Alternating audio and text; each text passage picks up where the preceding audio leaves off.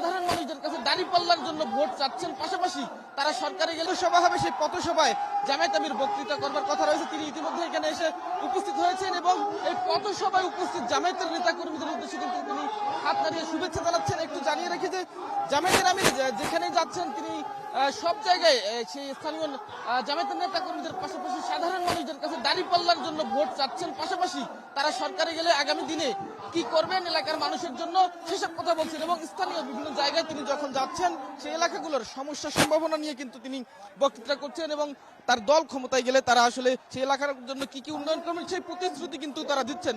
একটু আগেই বগুড়ার আলফাতুন্নেসা খেলার মাঠে তিনি বলে আসছেন যে বগুড়ায় তিনি সিটি কর্পোরেশন করার অঙ্গীকার করেছেন। যদি জামায়াত এবং 10 দলীয় জোট রাষ্ট্র ক্ষমতায় যায় তাহলে বগুড়াকে সিটি কর্পোরেশন ঘোষণা করা হবে। পাশাপাশি তিনি রংপুরের বিভিন্ন জেলায় ঘুরে বলেছেন যে দীর্ঘদিন অবহেলিত থাকা রংপুরকে উন্নত একটি নগরী হিসেবে গড়ে তুলবেন, পাশাপাশি কৃষিভিত্তিক রাজধানী হিসেবে রংপুরকে গড়ে তোলার প্রতিশ্রুতি কিন্তু তিনি দিয়েছেন।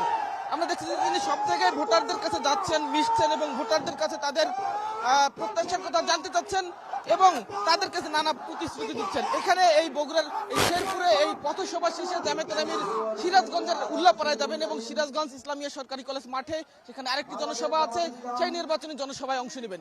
এখন এখানে কিছুক্ষণের মধ্যেই হয়তো জামায়াতের আমির এই শেরপুরের এই মহিপুর বাজারে উপস্থিত জামায়াতের নেতাকর্মী এবং স্থানীয় জনগণের উদ্দেশ্যে বক্তৃতা করবেন।